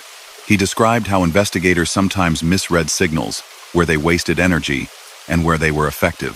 Listening to himself describe tactics he'd once used, he felt a strange mix of discomfort and responsibility. He didn't give them ammunition to pursue specific individuals. Those days were gone for him. But he did outline patterns, hoping it might help prevent some kid somewhere from ever being drawn into the systems he'd helped design. As his calendar filled with talks and seminars, cameras followed. Documentaries that had once only mentioned his name in passing now sought full interviews. One filmmaker focused a feature-length project almost entirely on his spiritual turnaround, tracing the arc from underworld meetings to solitary confinement to church pulpits. Another series about crime in New York devoted an episode to the gasoline scheme, asking him to walk through how it functioned and how it finally unraveled. He sat for those interviews on simple chairs, under hot lights, often in nondescript hotel conference rooms. Producers adjusted microphones, asked for sound checks. Then they'd say, "Take us back to the beginning," and the story would unspool again. He repeated the sequence so often: Brooklyn childhood, father's arrest, decision to drop out of college, initiation, fuel con, prison, faith, family, that it might have grown stale. It didn't, for one reason. The people in front of him were different every time. A teenager in Brazil might watch a subtitled version on a streaming platform. A retired officer in the Midwest might see it flipping channels late at night. A businessman in Europe could stumble across it during a flight and recognize some of his own compromises in the early chapters. He began to receive letters and messages from far-flung places. "I watched your story," wrote one man from Eastern Europe. "I'm involved in some things I shouldn't be. After seeing what happened to you, I booked an appointment with a lawyer and a pastor. I need to get out before it's too late." He saved those messages in folders, digital and physical. On days when travel felt endless or criticism stung, he opened them and reminded himself that telling the same story again and again wasn't repetition, it was planting seeds in new soil. As the internet grew from novelty to necessity, younger people around him suggested he share his story directly on emerging platforms instead of waiting for TV producers. "You should have your own channel," one friend's son told him over dinner. "You always say the media only shows part of the picture. Why don't you control the whole message yourself?" He hesitated at first. To him, going online sounded vague and exposed. He'd spent a career avoiding cameras, then tolerated them when they came from established networks. Sitting in front of one in his own living room, pushing a story out to anyone who cared to click, felt odd. But the idea stayed with him, especially as he saw how easily misinformation and glamorized depictions spread without context. Movies fascinated people. Documentaries only reached some. Maybe short, honest conversations filmed in simple settings could reach a different audience, the ones scrolling late at night, earbuds in, hungry for something real. He cleared a space in his home, set up modest lighting, and sat in front of a camera. No studio audience, no polished host. Just him, a lens, and decades of experience. In those early videos, he talked plainly about the mechanics of his old world. How crews were structured. How illegal betting really operated behind the glamour. What it felt like to take that oath. What prison really did to a human mind. How easy it is to fool yourself with half-o truths. Sometimes he reacted to famous films, explaining where they captured certain moods accurately and where they missed reality completely. Viewers liked those segments, seeing a man who had actually lived that life weigh in on characters they only knew from screens. But he always made sure to steer it back to consequences. "If you're watching this because you think that world is exciting," he'd say into the camera, "understand something. Every one of those guys in those movies ends up dead or in prison by the end. That's not a creative choice. That's how it really goes." The channel grew. Comments flowed in. Some praised him. Some pushed back. A few questioned his motives or the details of his accounts, citing court records, other former insiders, alternate versions of events. He read those criticisms with what he hoped was humility. Memory is imperfect. Different participants in the same meeting remember different angles. He stuck by the core of his story, pointing to public documents where he could, and acknowledging small discrepancies when they arose. He knew that part of living in the open now meant accepting scrutiny he could never control. The wider his reach became, the more he emphasized a point he considered crucial. He was not proud of what he had done. Money made illegally, power gained by hurting people, respect built on fear. None of it was worth chasing. If his delivery occasionally sounded matter-of-fact, it was because he had lived through it, not because he wished to relive it. Meanwhile, his family continued to be the most grounding force in his world. His kids grew into teenagers, then adults. They went through their own challenges, school pressures, identity questions, curiosity about a past that had shaped their father before they were born. In their early years, he and his wife shielded them from the worst parts, answering only what their young minds could handle. As they matured, they asked more direct questions. "Dad, When you say you collected for people, what does that mean? He didn't detail violence. He didn't need to. He explained that when people couldn't pay gambling debts or loan balances, the system he was part of made their lives very difficult. Businesses were threatened. Families lived in fear. Some lost everything. I was part of that, he told his children, looking them in the eye. I helped create those situations. That's one of the reasons I do what I do now, so maybe some other kid won't have to grow up with a father like that. They processed it in their own ways. One child grew deeply involved in church activities. Another pursued a career in a field completely outside anything connected to crime or even law enforcement. All of them, in one way or another, became constant reminders to him that there were things far more precious than money or status. While his children were carving their own paths, his father reached the final chapters of an extraordinary life. In 2017, after spending more years behind bars than most people live at all, John "Sonny" Franzese was released from prison at around 100 years old. The image of him slowly leaving a correctional facility, a frail man in a wheelchair, who had once been one of the most feared figures in New York, made the news. For the public, it was a striking story. The oldest federal inmate finally going home. For Michael, it was something far more complicated. He saw his father now as a very old man, no longer able to project the physical presence that had once filled neighborhood streets with whispers. The sharp mind was still there, though dimmed by age at times. The pride, too, lingered. Even in his final years, Sonny never testified against anyone, never publicly renounced the life he had embraced as a young man. They spent time together when circumstances allowed. In quiet rooms, away from microphones and courtrooms, father and son spoke not as mythic figures from crime stories, but as two human beings nearing the ends of very different journeys. They talked about Brooklyn in the old days, about family members long gone, about food they missed from certain restaurants. Sometimes, they sparred gently about choices. You walked away from something we believed in, Sonny would say, not angrily, more as a statement of fact. I walked towards something else, his son would reply. I had to. For my kids, for my wife, for myself. They didn't settle every disagreement, but compared to the bitter distance of earlier years, these conversations were a kind of grace. When Sonny passed away in 2020 at the age of 103, reactions poured in from journalists, historians, old associates, and curious onlookers. Obituaries called him the last of a generation, old school, unbreakable.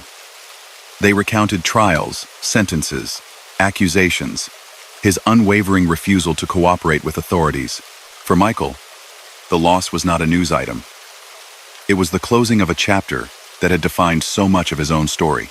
He mourned not the underworld figure the world talked about, but the father who had bounced him on a knee, the man whose absence at the dinner table had once driven him into a world he would later flee. Standing at services, greeting relatives and old family friends, he felt the weight of history pressing in, and then, slowly, lifting. The man whose shadow he had chased and then stepped out of was gone.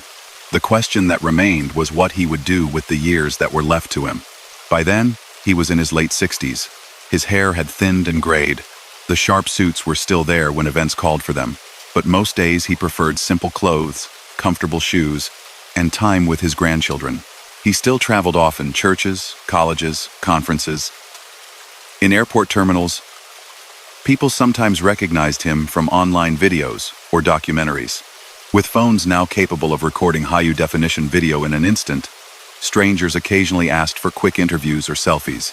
He handled it with patience, but he set quiet boundaries. If someone started glorifying his old crimes, he steered the conversation back to consequences. If they pushed for sensational anecdotes, he reminded them that real people had been hurt by the choices he and others had made. He would not let his story become a highlight reel for lawlessness. On his YouTube channel and in live events, he also began speaking about broader issues: financial scams that targeted the elderly, online gambling traps, the lure of get-a-rich-quick schemes dressed up as investments.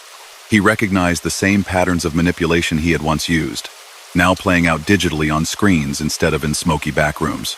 The technology has changed, he told viewers, but the pitch is the same. Fast money, no risk, trust me. If you hear that, walk away. He partnered with organizations working to reduce recidivism, visiting halfway houses and re-entry programs. He mentored a few men, individually former gang members, trying to build legal lives, ex-inmates wrestling with anger and temptation. He listened to their stories and saw the same crossroads he had faced in his own heart years before. "Here's what I know," he told one younger man who had just been released. "You can't straddle the fence. If you keep one foot in that old world, they'll pull you back completely. Cut ties. Change your number if you have to. Show up to your kids' events. Get a boring job if that's what it takes. Boring is better than a cage." The younger man nodded, tears in his eyes. "Do you ever stop looking over your shoulder?" he asked. He considered that for a moment. "Maybe not completely," he answered. "But the fear changes.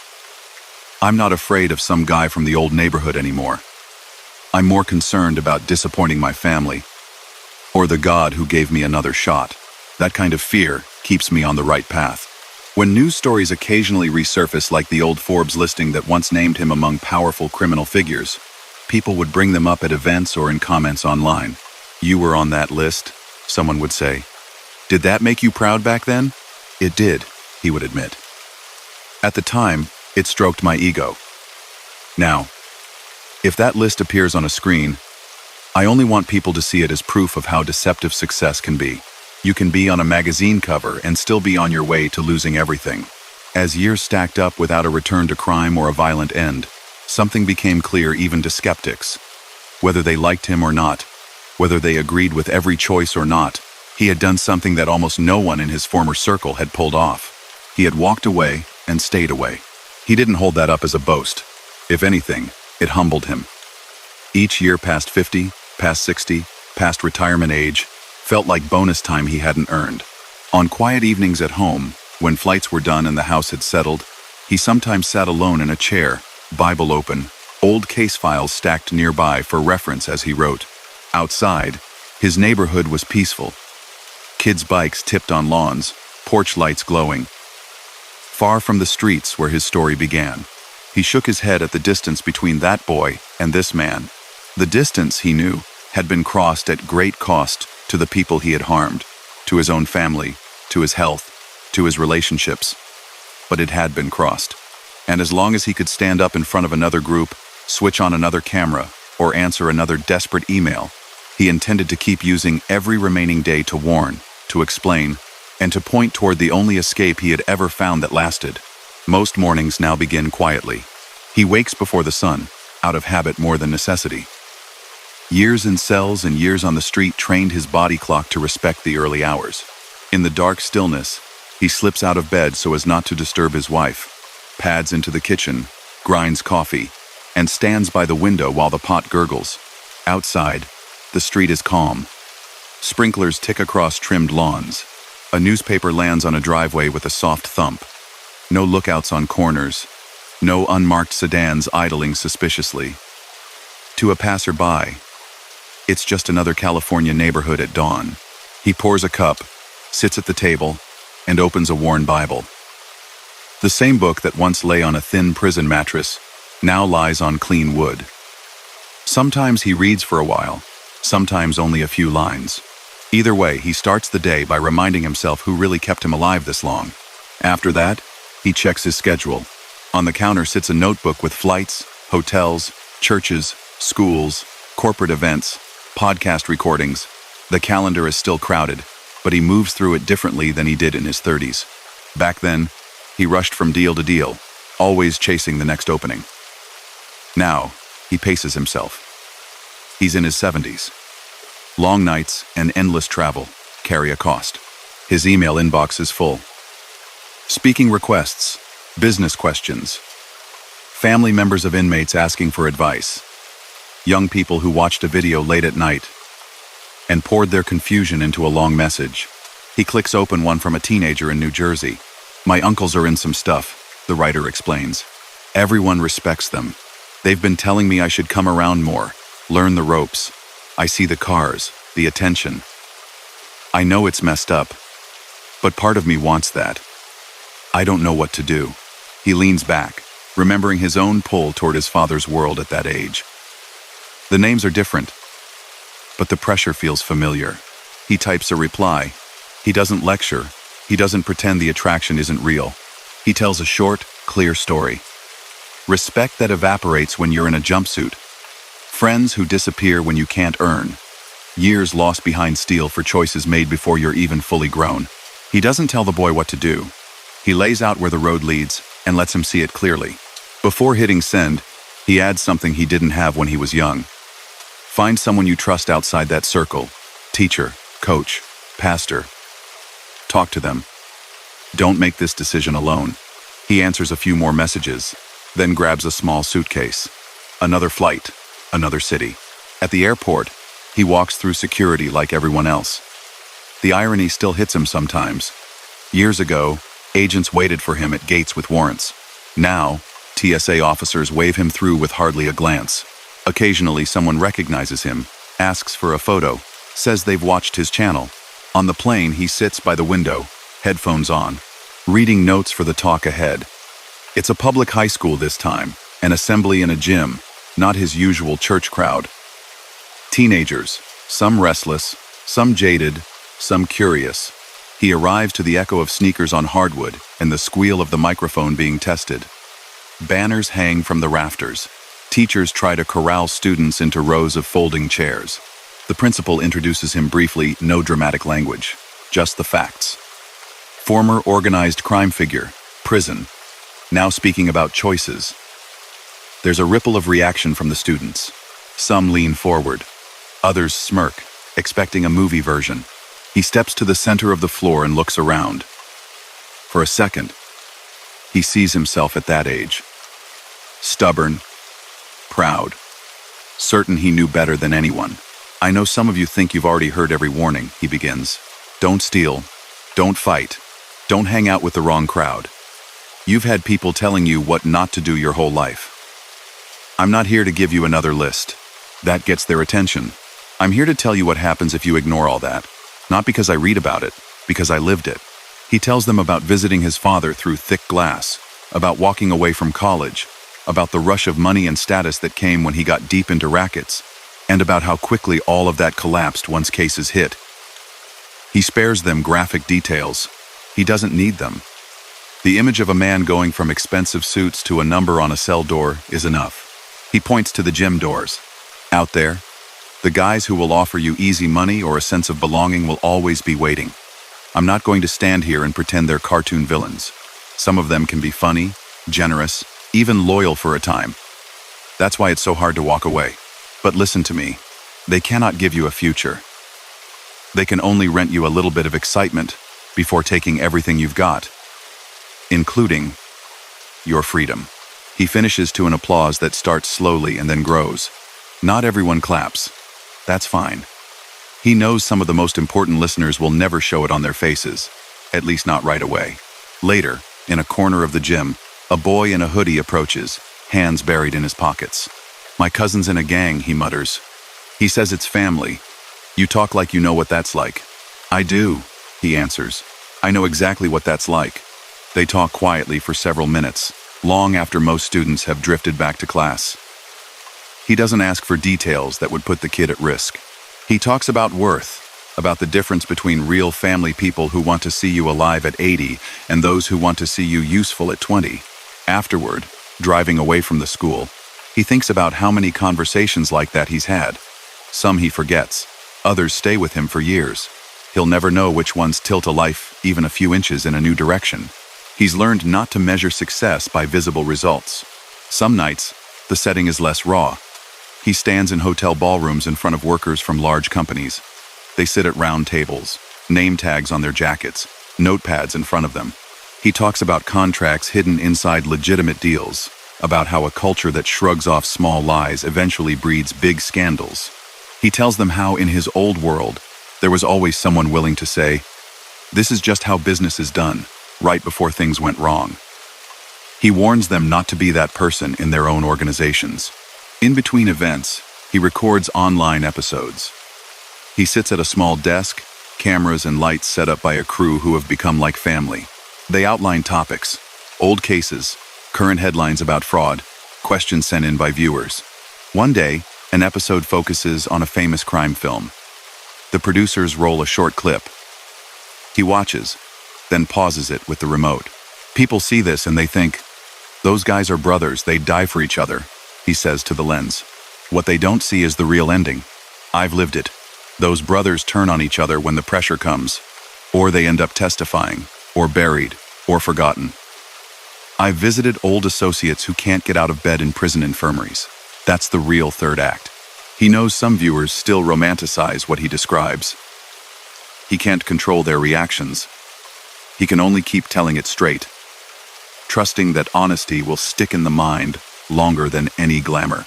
Not everyone accepts his version of events. Articles appear now and then, quoting unnamed sources, questioning bits of his story or his motives. Online comments debate whether anyone with a past like his can truly change, or whether he's simply found a new kind of hustle. When those criticisms reach him, and in the digital age they always do, he weighs them carefully.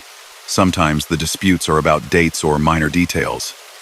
He checks his memory against documents and adjusts where needed.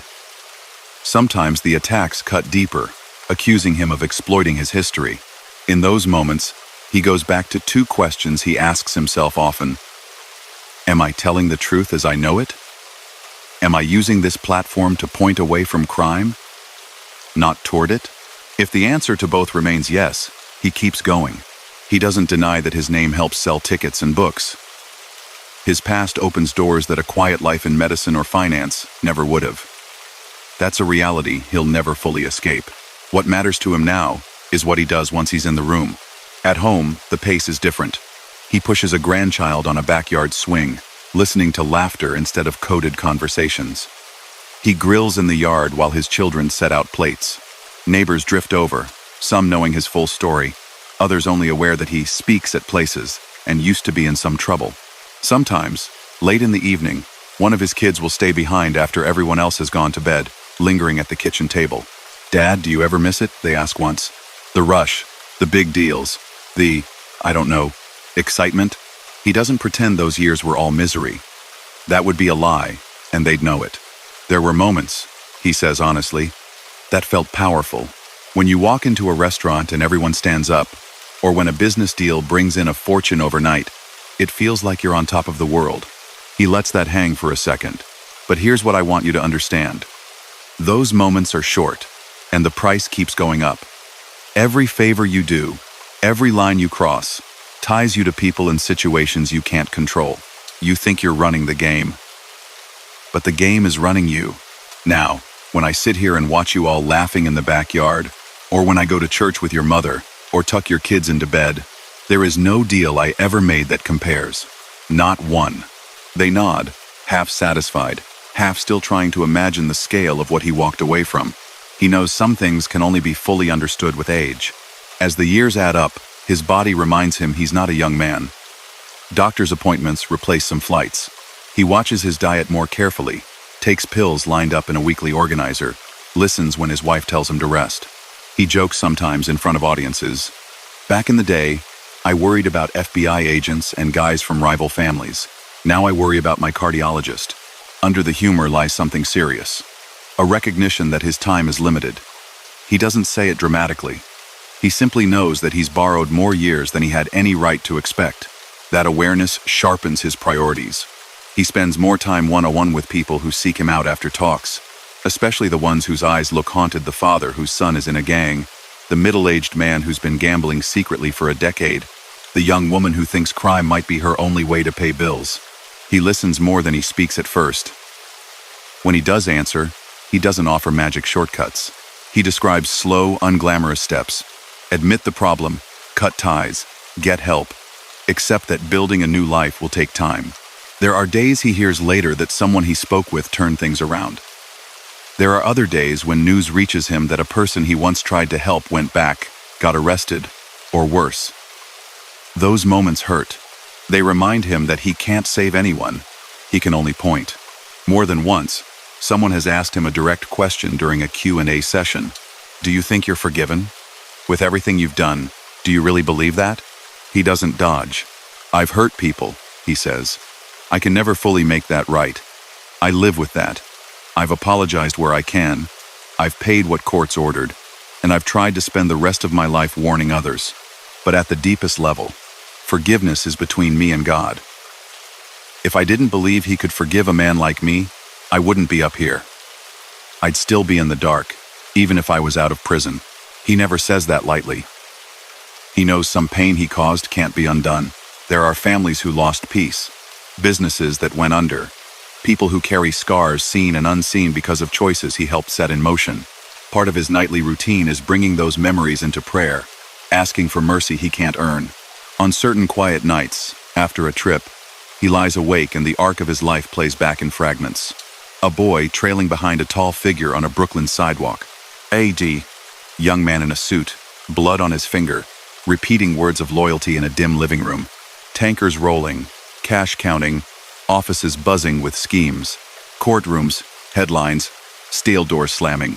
A woman sliding a book across a prison table. A man in isolation, on his knees on cold concrete, whispering words he'd always mocked. A husband stepping out into sunlight, holding his wife's hand in a parking lot. A father sitting on a couch surrounded by children who know him more as a storyteller about mistakes than as a legend. A gray-haired man in front of a camera, telling a million strangers that crime doesn't end how they think it does.